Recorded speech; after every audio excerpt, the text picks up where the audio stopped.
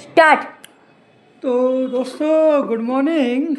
जी हाँ, quantum physics and determinism ये opposite direction में जाते हैं, लेकिन क्वांटम फिजिक्स डिटर्मिनिज्म की तरफ भी बढ़ सकती है। हम इस तरफ अपना ध्यान रखने की कोशिश करेंगे और देखते हैं कि फिर क्वांटम फिजिक्स और डिटर्मिनिज्म के साथ साथ अनसर्टेनिटी प्रिंसिपल भी कहाँ से आ जाता है। इन तीनों चीज़ों को एक फ्रेमवर्क में रखने की कोशिश करेंगे। तो ऑलरेडी जो क्वांटम फिजिक्स की फ्रेमवर्क है, एक्चुअली में जो स्टैंडर्ड मॉडल जिस हिसाब से चल रहा है उस हिसाब से फील्ड जो है वो डिक्टेट कर रही है। तो हम एक्चुअली में आज एटम को फील्ड की तरह देखते हैं, और फील्ड की तरह देखने के लिए हम मान सकते हैं कि जो हमारा एटम है, हम न्यूक्लियस के रीजन को एक अलग फील्ड रीजन मान सकते हैं, जहाँ पॉजिटिव चार्जेस, प्रोटॉन और काफ़ी डेंस रीजन है। तो ये पूरा रीजन जो है वो अलग फील्ड रीजन है और फेयरली स्टेबल है। अभी हम इसमें फोकस नहीं करते हैं, लेकिन जो मोबाइल रीजन है, जहाँ से केमिकल प्रॉपर्टीज या मैटर की रिलेशन में होती हैं, जहाँ इलेक्ट्रॉन होते हैं, हम उस रीजन पे फोकस करना चाहते हैं। और ये जो रीजन है वास्तव में प्रोटॉन और ये आउटर लाइन के बीच में ये जो रीजन है, एक्चुअली में ये इलेक्ट्रॉन फील्ड है। फेमन साहब को याद करिए, ये इलेक्ट्रॉन फील्ड है, इनफाइनाइट नंबर ऑफ पॉइंट्स हैं। और इसी इलेक्ट्रॉन फील्ड को अगर हम इसको ई फील्ड कहें शॉर्ट में, ई फील्ड, ई एफ, और इसको हम कह सकते हैं न्यूक्लियस की फील्ड या एन फील्ड।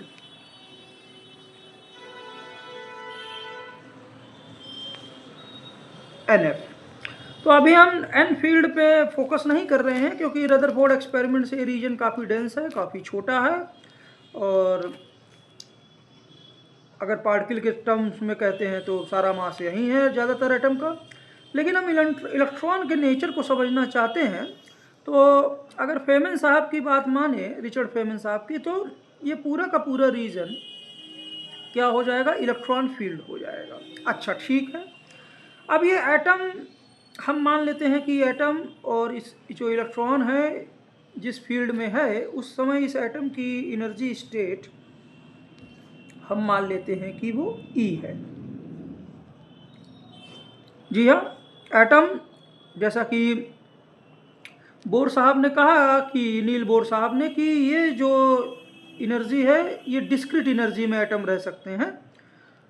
कभी एटम E1 एनर्जी में रह सकते हैं, फिर कभी दूसरी बार में E2 एनर्जी में रह सकते हैं, E3 एनर्जी में रह सकते हैं, लेकिन ये कंटिन्यूअस नहीं होगा, ये डिस्क्रीट होगा।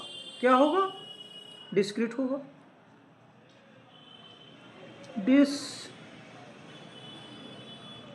स्पेलिंग गलत लिख रहे हैं हम, थोड़ा सा आँख में देखने की दिक्कत है, लेकिन डिस्क्रीट। चलिए, तो ये कंटिन्यूअस एनर्जी रीजन्स, मतलब एक समय एटम में एनर्जी, इसी में से एक डिस्क्रीट रीजन में पूरा एटम है, और न्यूक्लियस फेयरली स्टेबल है। तो इसलिए इलेक्ट्रॉन की एनर्जी को हम बोल सकते हैं कि एक सके जो इलेक्ट्रॉन या ई फील्ड की एनर्जी है, वो जो एक डिस्क्रीट लेवल पे है वो ई है, और इस ई एनर्जी में ये फील्ड है। ठीक है, कोई दिक्कत नहीं है, ये कंस्ट्रेंट भी हो गया, टोटल एनर्जी फिक्स है, अभी कोई इलेक्ट्रॉन का ट्रांजिशन नहीं हो रहा है। और इसी फील्ड के एक्साइटेशन से, ये जो ई फील्ड है इसके एक्साइटेशन से,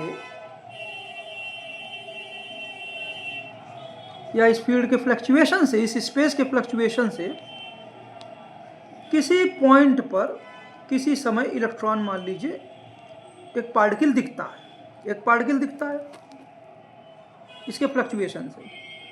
और फेमन साहब का जो मैं वीडियो सुन रहा था कि ये फ्लक्चुएशन कभी इस पॉइंट पे पार्टिकल है, और मे भी पार्टिकल यहाँ से गायब हो जाए अगले पल, और फील्ड का फ्लक्चुएशन कुछ ऐसा कर देगी, इलेक्ट्रॉन का पार्टिकल यहाँ दिखने लगे, कभी यहाँ दिखेगा, कभी यहाँ दिखेगा। सारी फोटोग्राफ्स अगर एक में रख लेंगे, और अगर फील्ड, ई फील्ड का फ्लक्चुएशन जो है वो एक्साइटेशन रैंडम है, क्या है, अगर रैंडम है तो फिर पता लगेगा कि जहाँ जहाँ भी इलेक्ट्रॉनों पाए गए अलग अलग समय पर, और सारी इमेजेस को एक साथ अगर हम देखें, तो इलेक्ट्रॉन के जो ये डॉट्स होंगे इनका डिस्ट्रीब्यूशन जो होगा फेयरली जो होगा वो क्या होगा, स्मूथ, मतलब एक जैसा होगा।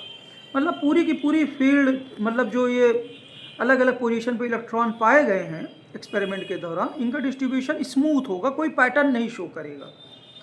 तो जब पैटर्न नहीं शो करेगा तो कोई फिजिक्स भी आप नहीं सोच सकते हैं, सब कुछ रैंडम वे में चल सकता है। लेकिन एक्चुअली में अलग अलग इमेजेस को जब मिला के ये डॉट्स की डेंसिटी देखी जाती है तो इसमें एक पैटर्न होता है। क्या होता है? पैटर्न होता है।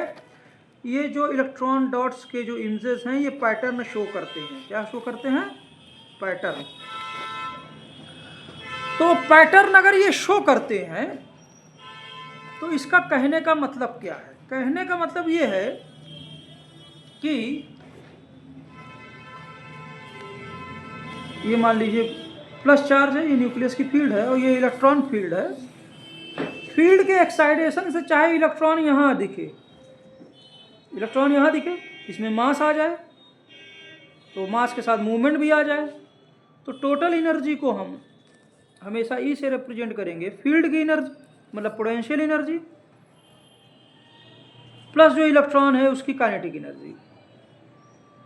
तो चाहे इलेक्ट्रॉन यहाँ दिखे चाहे यहाँ दिखे, ओवरऑल कंस्ट्रेंट हमेशा यही दोनों चीज़ आपस में बैलेंस कर लेंगे।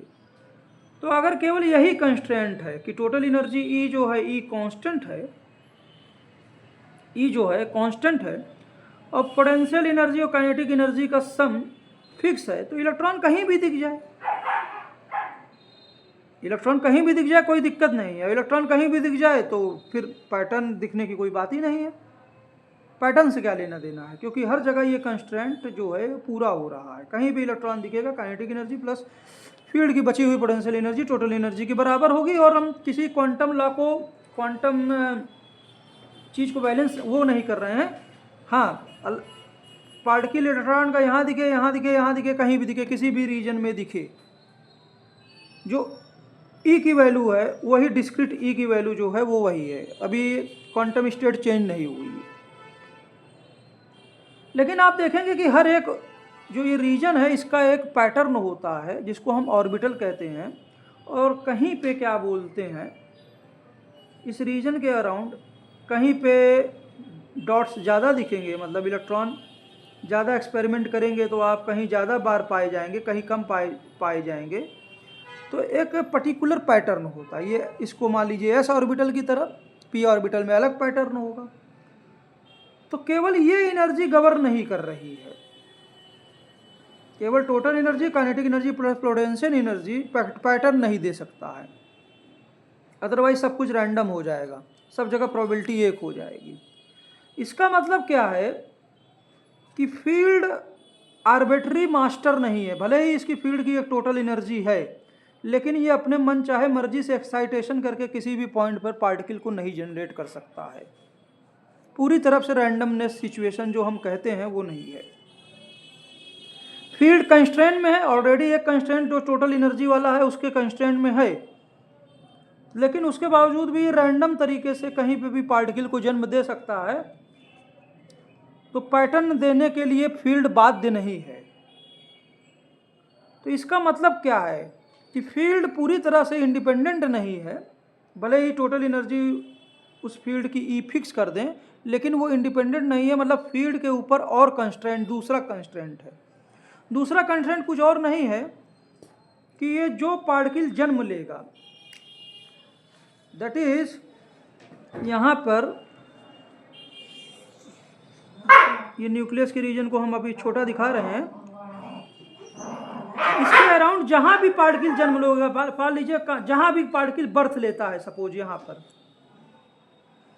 तो ये पार्टिकल अगर बर्थ लेता है किसी एक पॉइंट पर, तो दैट मीन्स इसके बर्थ के साथ जो भी इसके मास है, इसके बर्थ के साथ जो भी इसमें वेलोसिटी है, अर्थात इन दोनों का मिक्सचर जो भी मोमेंटम है, अर्थात काइनेटिक एनर्जी है ना, ये पार्टिकल एक्चुअली में फील्ड के साथ इंटरेक्ट कर रहा है, ये जो स्पेस में फील्ड है उसके साथ इंटरेक्ट कर रहा है, तभी हम कोई पैटर्न देख सकते हैं, तभी हम कोई पैटर्न देख सकते हैं। ये पार्टिकल कभी यहाँ है, फील्ड के साथ इंटरेक्ट कर रहा है, तो इसकी पोजीशन और मोमेंटा चेंज होंगे, पोजीशन और मोमेंटा चेंज होंगे।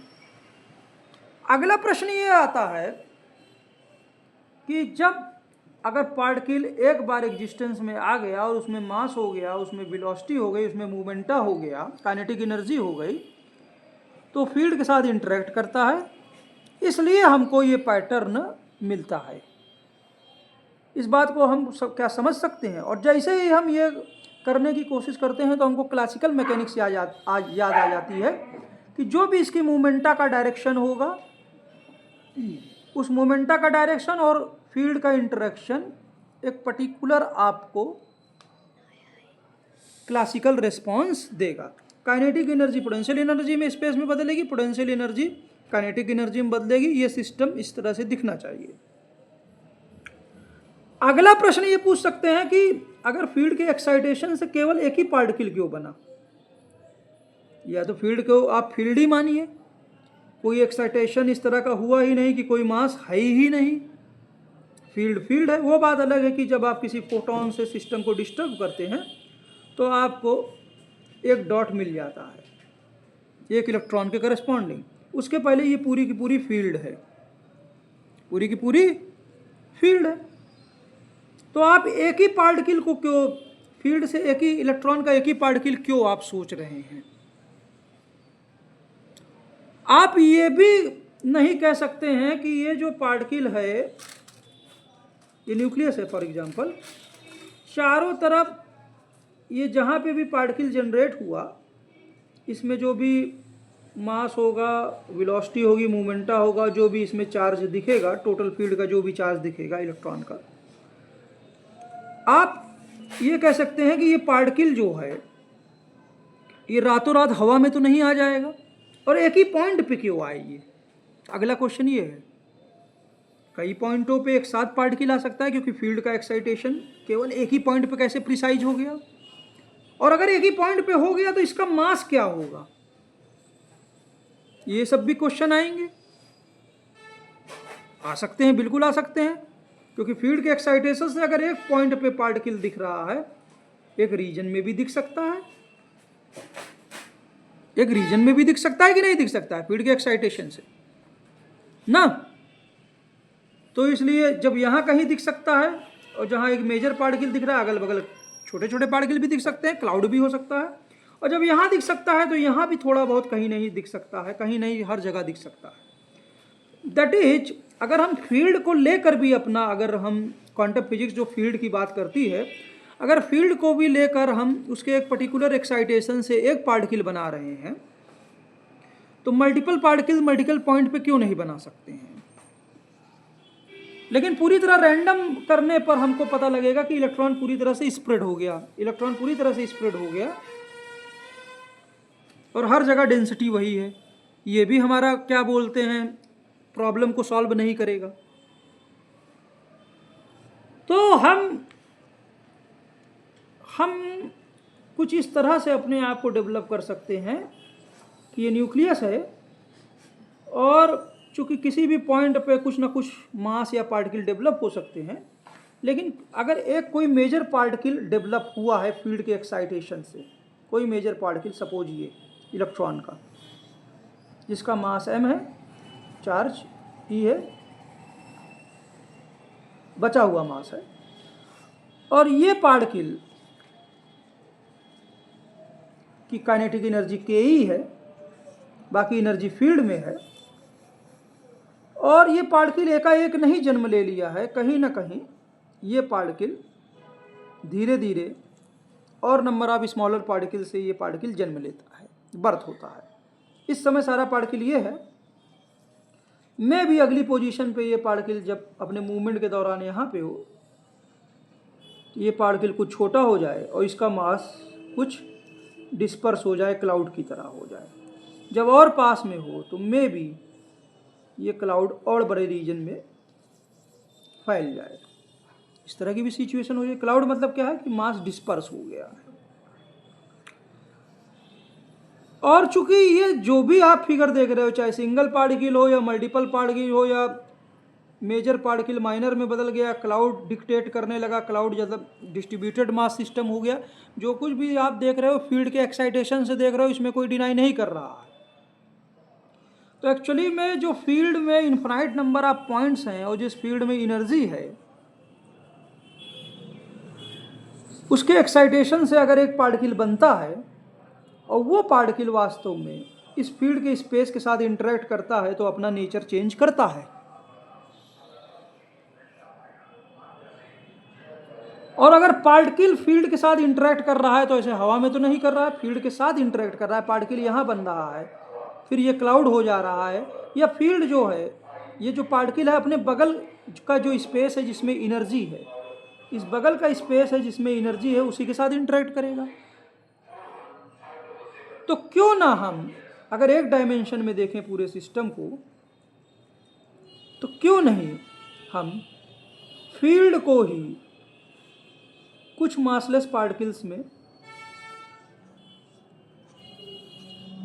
तोड़ लें और इनके ही प्लेस से एक नेगेटिव पार्टिकल बन रहा है इलेक्ट्रॉन का, कम से कम एक पार्टिकल जिसमें मास m है, इलेक्ट्रॉन का चार्ज ये है, और चूंकि नेगेटिव पार्टिकल बन रहा है तो फील्ड ये मासलेस पार्टिकल्स में ये नेगेटिवली चार्ज्ड मासलेस पार्टिकल हैं जिनमें मास ना के बराबर है।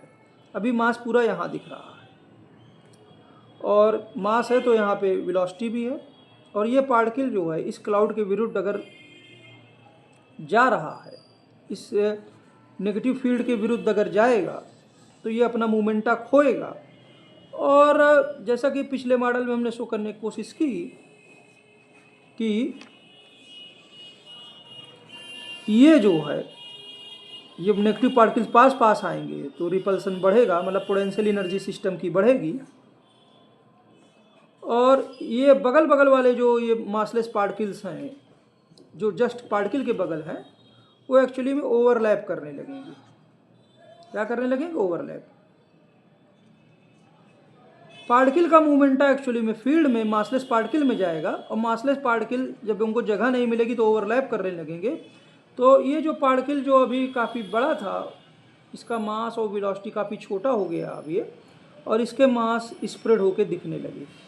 इस तरह से यहाँ पे भी मास जनरेट हो गए। इस मासेस को आप टेम्परेरी मास बोल दीजिए। अभी भी ये जो पार्टिकल है इसमें कुछ मास बचा हुआ है और ये सिस्टम को गवर्न कर रहा है। मतलब अगर हम कुछ डिटर्मिनेशन क्वांटम फिजिक्स के साथ ही हम अब कुछ डिटर्मिनिस्टिक वे में चल रहे हैं। ये न्यूक्लियस है, रीमा समझ रहे हो ना? रीमा को कुछ समझ में आया चाहे ना, रीमा बोल रही हाँ। तो ये पार्टिकल सिंगल पार्टिकल था फील्ड के एक्साइटेशन से। फील्ड कौन थी? फील्ड एक मासलेस पार्टिकल से बनी हुई थी, नेगेटिव मासलेस पार्टिकल। ये कुछ एनर्जी के पैकेट्स हैं, एनर्जी के काल्पनिक पार्टिकल्स हैं जिसमें मास ना के बराबर है, और इनके एक्साइटेशन से वास्तव में मास m बचा हुआ ये जब आपको मिल गया, ये इसकी वेलोसिटी है। अब ये पार्टिकल में जो मास है ये एकाएक तो बना नहीं होगा। मान लीजिए अभी पोजीशन में एकाएक यहीं दिख रहा है, लेकिन अब ये मूवमेंटा नेगेटिव मासलेस पार्टिकल के विरुद्ध जब ये जाएगा तो इसका मूवमेंटा कम होगा, मास और वेलोसिटी दोनों कम होगी। तो यहाँ पर फिगर जो आ जाएगी, ये नेगेटिव पार्टिकल्स पास आ जाएंगे, रिपल्सन बढ़ेगा, पोटेंशियल एनर्जी बढ़ेगी, स्पेस फील्ड की पोटेंशियल एनर्जी बढ़ेगी। यहाँ पर जगह कम है तो ये ओवरलैप करने लगेंगे भाई ना। और ये पार्टिकल अब पोजीशन इसकी यहाँ आ जाएगी, थोड़ा पतला हो गया, इसका मास अब यहाँ दिखने लगा, थोड़ा फैला हुआ, थोड़ा फैला हुआ, थोड़ा फैला हुआ ना। एक्चुअली में ये हम ऐसे दिखाए हैं, एक्चुअली में क्लाउड चारों तरफ फैल जाएगा, मास चारों तरफ फैल जाएगा। और यहाँ जहाँ बिल्कुल भी मास सरफेस पे नहीं है, मासलेस पार्टिकल अभी भी फ्री है, एक तरह से सरफेस बढ़ रहा है। जैसे जैसे और बढ़ेगा तो मासलेस पार्टिकल जो होंगे वो अपनी ज्योमेट्री भी चेंज करेंगे, अपना सरफेस एरिया तो बढ़ा ही सकते हैं ताकि रिपल्सन और बढ़ता जाए ना। और पार्टिकल जो रहेगा वो अब और बड़े क्लाउड में आ जाएगा ना, कुछ इस तरह से। लेकिन पार्टिकल की वेलोसिटी कम होती जाएगी, पार्टिकल और क्लाउड की वेलोसिटी अब कहेंगे कम होती जाएगी, पार्टिकल क्लाउड की वेलोसिटी और कम होती जाएगी, लेकिन पार्टिकल और क्लाउड और बड़ा होता जाएगा, पार्टिकल और क्लाउड कोई और बड़ा होता जाएगा। ओवरऑल एनर्जी कंस्ट्रेंट वही है, ई बराबर पोटेंशियल एनर्जी ux पार्टिकल की पोजीशन के अराउंड पूरा सिस्टम अगर डिफाइन करें, प्लस काइनेटिक एनर्जी। अब यहाँ जो काइनेटिक एनर्जी है वो एक्चुअली में पार्टिकल में काइनेटिक एनर्जी और क्लाउड में काइनेटिक एनर्जी दोनों को लेना। तो मतलब नॉर्मल इक्वेशन जो लिखते हैं p²/2m अगर लिखेंगे तो यहाँ पर m जो होगा वो पार्टिकल का ही मास नहीं होगा, पार्टिकल प्लस क्लाउड का रिलेटिविस्टिक मास हम ले सकते हैं। अभी आप नॉर्मल मास लेके चलिए, पार्टिकल प्लस क्लाउड का मास है, पार्टिकल प्लस क्लाउड। अगली बार क्लाउड कहाँ बन रहा है, फील्ड के रीजन में बन रहा है, मतलब फील्ड में एक टेम्पररी मास आ रहा है और वही टेम्पररी मास फील्ड को मोमेंटा दे रहा है। क्या हम इस तरह से बोल सकते हैं? हाँ, बोल सकते हैं। और जैसा कि पिछले मॉडल में हम लोग समझाने की कोशिश की कि अगर इस पार्टिकल के बगल वाले रीजन पे एक छोटा सा बॉक्स बना लें पर यूनिट वॉल्यूम का, और वहाँ पर इस मासलेस पार्टिकल की डेंसिटी को हम बैलेंस करने की कोशिश करें, जैसे केमिकल इंजीनियरिंग में प्रोफेसर IC बेंगलोर में संजीव कुमार गुप्ता साहब बताते थे। हम अगर इस मासलेस पार्टिकल की डेंसिटी को बैलेंस करना चाहें इसके मूवमेंट के साथ, तो हमने पिछले एपिसोड में बताया आपको dV/dt पर यूनिट वॉल्यूम डेंसिटी कैसे चेंज होगी। ये मासलेस पार्टिकल की डेंसिटी है, मासलेस नेगेटिव चार्जेस की डेंसिटी।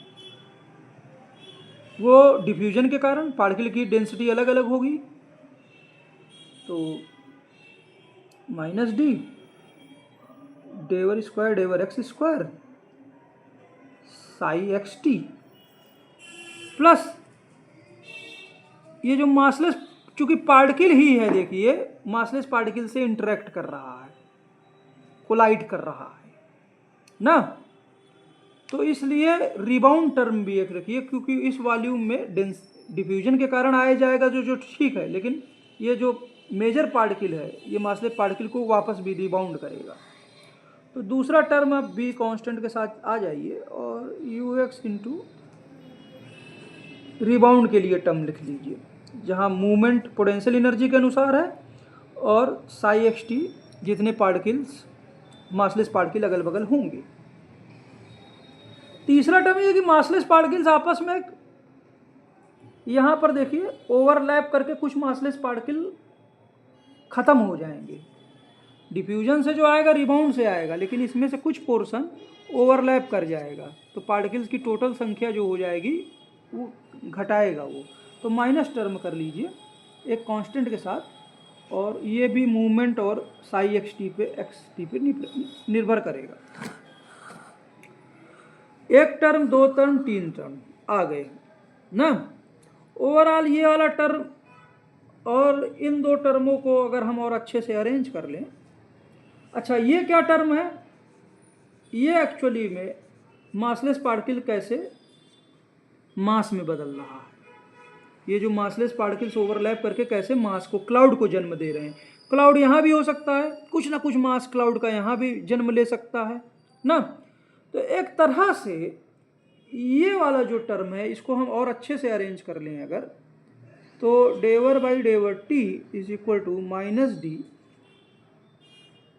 dV²/dVx² ψxt प्लस ये हो जाएगा b - s बाहर, और ये हो जाएगा ux मतलब potential energy term and ψxt, ये टर्म आ गया।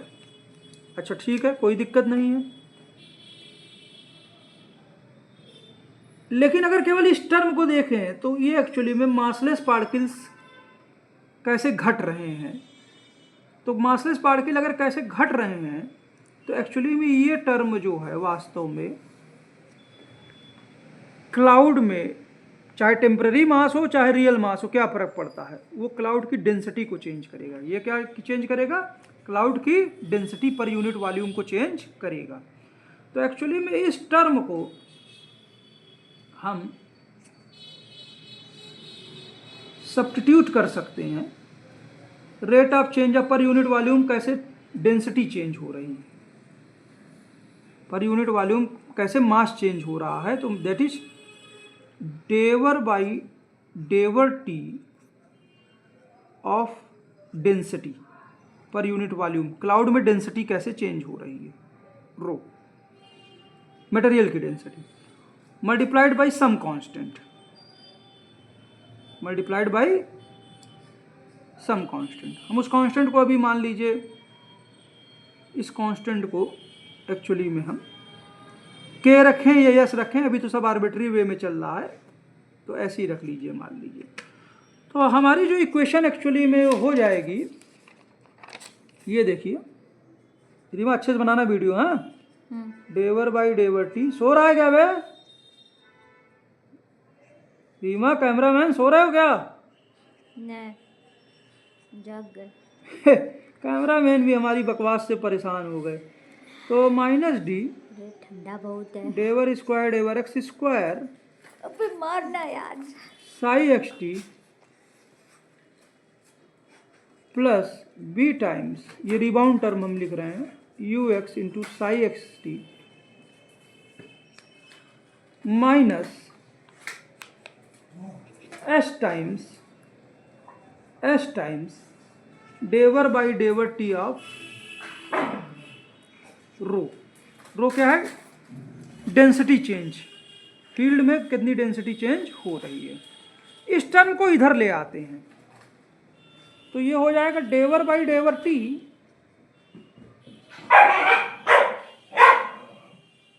Sai x t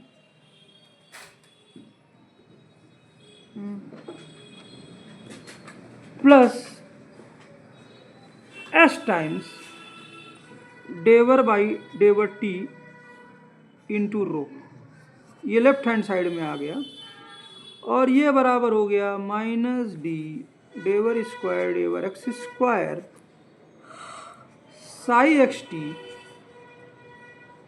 plus b times u x psi x t. यहाँ से डेवर बाई डेवर टी आप बाहर ले लीजिए, तो ये हो जाएगा psi x t plus s times density is equal to minus d del square del x square psi x t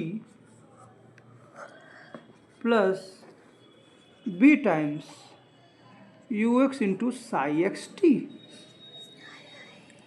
अच्छा, यहाँ पे देखिए, जो भी डेंसिटी है किसी पॉइंट पे स्पेस पे, वो मासलेस पार्टिकल से ही मास बन रहा है, और मास बनेगा तो चार्ज भी बनेगा।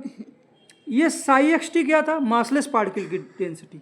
आराम से बेटी माँ, ये साई क्या है? मासलेस पार्टिकल की डेंसिटी, मासलेस जो नेगेटिव पार्टिकल्स हैं उनकी डेंसिटी। और ये क्या है? टेम्पररी या परमानेंट मास जो भी करिए, जो मासलेस पार्टिकल कोयलेस कर जा रहे हैं,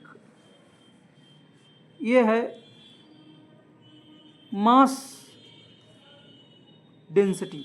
मास डेंसिटी, और ये मास भी नेगेटिवली चार्ज है। तो एक्चुअली में ये इस डेंसिटी को अगर हम, जो मासलेस पार्टिकल वास्तव में खो गए हैं, कहाँ खो गए हैं, ये टर्म क्या है? ये मास की डेंसिटी है, और यही मास किससे बना हुआ है? मासलेस पार्टिकल के, जो ये मासलेस पार्टिकल्स हैं उनके ही, मतलब जब वो आपस में कोयलेस कर जाते हैं, अपना सरफेस छुपा लेते हैं। तो एक्चुअली में ये जो मास वाली डेंसिटी है, अगर हम इस कांस्टेंट को एस से गुणा कर दें, तो इक्विवेलेंट फ्री मास डेंसिटी आ जाएगी। जो मास रियल मास चाहे टेम्परेरी हो परमानेंट हो मास में बदल गया है, मासलेस पार्टिकल की डेंसिटी जो भी रियल मास या आप कहिए टेम्परेरी मास में बदल गया है नेगेटिव मास में, वो ये रो वाली डेंसिटी है। तो इस डेंसिटी को अगर किसी एक फैक्टर एस से गुणा कर दें, हमें नहीं पता वो एस का क्या कांस्टेंट है, तो जो पार्टिकल्स एक्चुअली में कोलेस होकर डेंसिटी बना लिए हैं वो एक्चुअली में ये टोटल करस्पॉन्डिंग टू वो टोटल जो डेंसिटी है वो मिल जाएगी हमको। मतलब ये फ्री चार्ज की डेंसिटी, ये मासलेस पार्टिकल की डेंसिटी, और जो मास में चार्ज डेंसिटी है, मास में जो पार्टिकल की डेंसिटी है, मतलब मास डेंसिटी तो ये है, लेकिन अगर इसको एस से गुणा कर दे तो मास में जो चार्ज डेंसिटी है वो मिल जाएगी। दोनों चार्ज डेंसिटी मिला दे, मासलेस पार्टिकल में जो चार्ज डेंसिटी है और जो मास में चार्ज डेंसिटी है, तो ये टोटल चार्ज डेंसिटी हो जाएगी। क्या हो जाएगी? Total charge density. तो डेवर बाई डेवर टी, ये टोटल चार्ज डेंसिटी को हम रिप्रेजेंट कर सकते हैं बड़े उससे एक्स टी से, ये टोटल चार्ज डेंसिटी। और ये जो हो जाएगा minus d del x square psi x t plus b times एक मिनट कागज u x psi x t. इस तरह से हम रिप्रेजेंट कर सकते हैं इस इक्वेशन को। तो हम ये जो चीज़ यहाँ पे इधर आती है एक्चुअली में ये टोटल चार्ज डेंसिटी होनी चाहिए। और जो ये इस इक्वेशन को अगर श्रोडिंगर वेव इक्वेशन से कंपेयर करें तो अब जो हमारी इक्वेशन बन रही है वो एक्चुअली में इस इक्वेशन को श्रोडिंगर इक्वेशन से अगर कंपेयर करें तो श्रोडिंगर इक्वेशंस भी हमको यहाँ पर, श्रोडिंगर इक्वेशन क्या है एक्चुअली में? डेवर बाय डेवर, हाँ, del by del t i into psi x t is equal to minus h by 2m del square del x square psi x t plus 1/h bar u x psi x t ना। इस equation को और जो हमने equation लिखी हुई है इधर,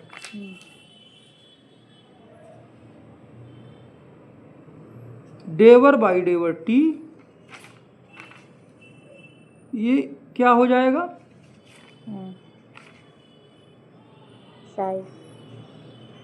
Sai x t plus s into रो, यानी टोटल डेंसिटी ऑफ फील्ड। हाँ ठीक, टोटल डेंसिटी। अब तुम समझ रहे हो ना ये एक्चुअली में, अभी रिमर रुके रहना, is equal to minus d del square del x square psi x t plus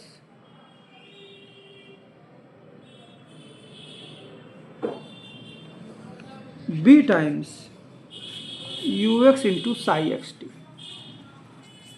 जहाँ साई एक्स टी जो है वो मासलेस पार्टिकल की डेंसिटी है। क्या है? मासलेस पार्टिकल की डेंसिटी। रो क्या है? Mass density. ये क्या है? Mass density. और एस से गुणा कर देंगे अगर, तो ये जो पूरा फैक्टर क्या हो जाएगा एक्चुअली में, चार्ज डेंसिटी जो मास में है, जो मास के साथ जो चार्ज डेंसिटी है, तो ये क्या हो जाएगा? Total charge density. ये क्या हो जाएगा? Total charge density. ओवरऑल देखिए कि ये डिफ्यूजन का टर्म मास के इन्वर्सली प्रोपोर्शनल है, मास के इन्वर्सली प्रोपोर्शनल है। तो यहाँ पे मास क्या है? मास मैंने बताया ना, जो पार्टिकल प्लस क्लाउड का मास, पार्टिकल प्लस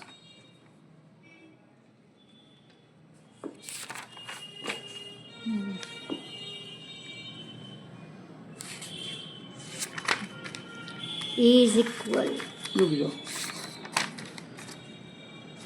इज ये इक्वल देखिए पार्टिकल प्लस क्लाउड का जो क्लाउड बन रहा है, मतलब वेव में जो इस फील्ड में जो मास है, पार्टिकल मेन पार्टिकल और ये टेम्पररी मास, एक तरह से ज़्यादातर मास इसी पार्टिकल के बगल ही दिखेगा क्योंकि पार्टिकल यहीं कोलेस कर रहे हैं। तो एक्चुअली में जो ये मास है, ये डिफ्यूजिविटी जो कोफिशिएंट है एक्चुअली में ये मास के इन्वर्सली प्रोपोर्शनल है। तो इस इक्वेशन को हम और अच्छे से लिख सकते हैं, इस रिलेटिविस्टिक सेंस में अगर लिखना चाहें, psi x t plus s times rho is equal to minus छोटा डी अपॉन मास, मास के इन्वर्सली प्रोपोर्शनल कर लेते हैं, del x square psi x t plus b times u x multiplied by psi x t. हम ये कर लेते हैं, इस तरह से लिख सकते हैं। अब इस m को देखिए, m क्या है, पार्टिकल का मास प्लस क्लाउड, जो ज़्यादातर पार्टिकल के बगल ही है, बाकी तो वेव में भी हो सकता है, पार्टिकल प्लस क्लाउड का मास है। तो पार्टिकल और उसके क्लाउड को अगर एक एंटाइटी की तरह ट्रीट करें तो वो इसका रिलेटिविस्टिक मास है, और वो जो रिलेटिविस्टिक मास होगा पार्टिकल और क्लाउड का रिलेटिविस्टिक वाट, आइंस्टीन इक्वेशन के अनुसार m naught into 1/√1 minus v square by c square, इस तरह से रिप्रेजेंट हो सकता है, कोई दिक्कत नहीं है। लेकिन एक्चुअली में जो कंस्ट्रेंट हमारा है कि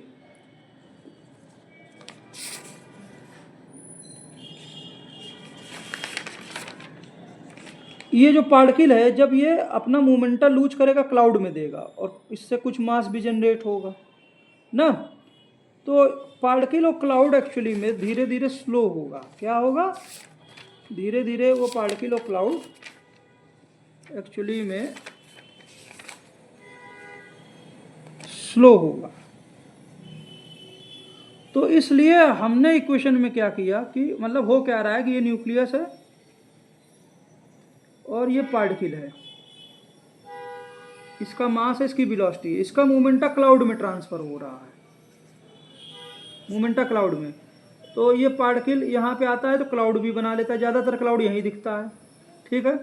लेकिन चूंकि टोटल एनर्जी ई फिक्स है और पोटेंशियल एनर्जी पोजीशन के अनुसार मेन पार्टिकल के अनुसार, और momenta P square by 2m अगर देखिए तो पार्टिकल का मोमेंटा क्लाउड में जा रहा है, पार्टिकल का मोमेंटा क्लाउड में। तो मोमेंटा भी अगर कांस्टेंट है तो अगर पोटेंशियल एनर्जी बढ़ेगी तो मास भी टोटल सिस्टम का बढ़ना चाहिए, मास भी टोटल सिस्टम का बढ़ना चाहिए। लेकिन अगर पार्टिकल को अगर हम केवल वो मान लें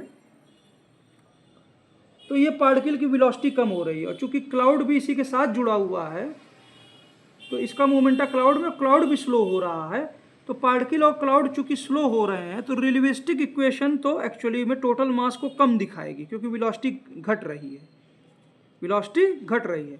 तो इसलिए चूंकि, लेकिन यहाँ पर देखनिए कि मोमेंटा पार्टिकल से क्लाउड में, चूंकि टोटल मोमेंटा फिक्स है तो पोटेंशियल एनर्जी बढ़ेगी तभी बढ़ेगी जब काइनेटिक एनर्जी घटेगी, मतलब मास बढ़ेगा, पार्टिकल प्लस क्लाउड का मास बढ़ेगा। तो हमको एक फैक्टर चाहिए जो घटती हुई वेलोसिटी के साथ वास्तव में मास को बढ़ा सके। एक्चुअली में हम एक चीज़ भूल गए हैं कि वेलोसिटी पे ही नहीं मास डिपेंड कर रहा है पार्टिकल के, बल्कि कितने तेज़ी से वो मासलेस पार्टिकल के साथ कोलाइड कर रहा है। तो उसकी रिलेटिव कंसंट्रेशन जो होगी साई एक्स टी, ये हमको फैक्टर में लेना पड़ेगा, और इसकी रिलेटिव कंसंट्रेशन मतलब average concentration Sai x t की जो पूरे क्लाउड में होगी एवरेज। तो एक्चुअली में जो इक्वेशन हम लिखना चाहते हैं, डायरेक्ट जो लिखना चाहते हैं, वो इस तरह से कुछ रूप होगी, del by del T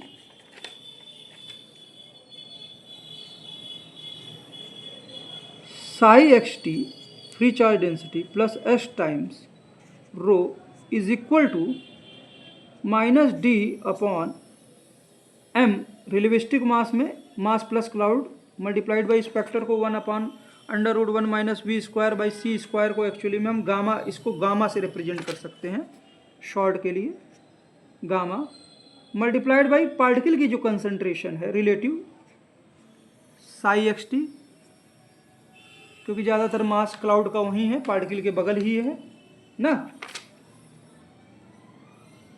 upon relative concentration मतलब साई एक्स टी की एवरेज वैल्यू जो उस समय मतलब पूरे जो फील्ड में पूरी की पूरी जो फील्ड में एक्चुअली में जो मासलेस पार्टिकल की डेंसिटी पूरे फील्ड में रहेगी, मासलेस पार्टिकल की डेंसिटी उसकी average value psi x t की एवरेज वैल्यू इस तरह से, और ये multiplied by del square del x square psi x t plus b times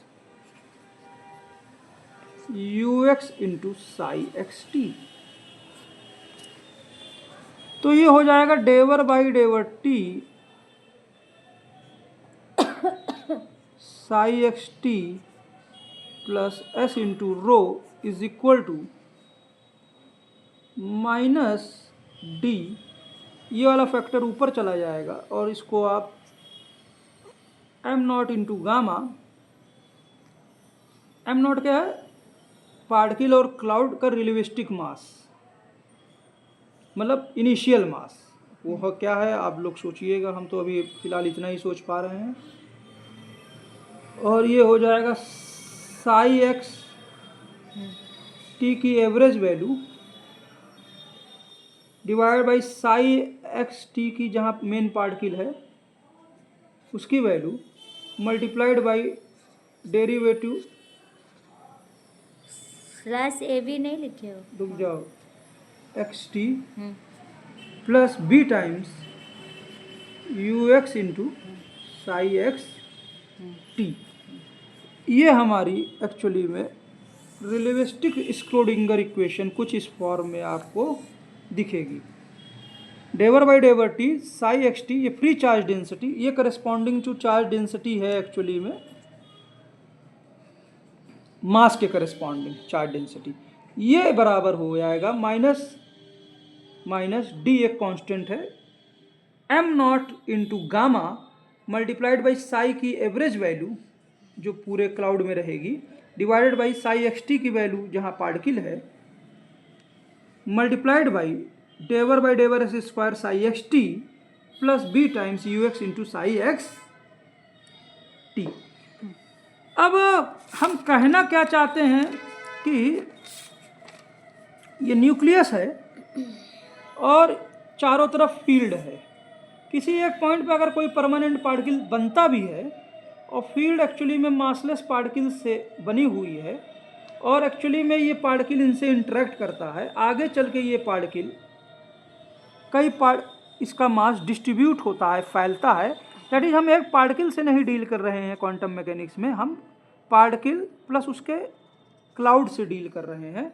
मतलब ये न्यूक्लियस है तो एक पार्टिकल जो यहाँ पे था वो आगे चल के छोटा हो गया, पहले बड़ा पार्टिकल था वो छोटा हो गया, मास डिस्ट्रीब्यूट हो गया, आगे चल के ये और बड़ा क्लाउड पे आ गया और ये पार्टिकल अपनी जो मेन पार्टिकल परमानेंट पार्टिकल अपनी आइडेंटिटी खो गया और सब कुछ क्लाउड में बदल गया, सब कुछ क्लाउड में बदल गया।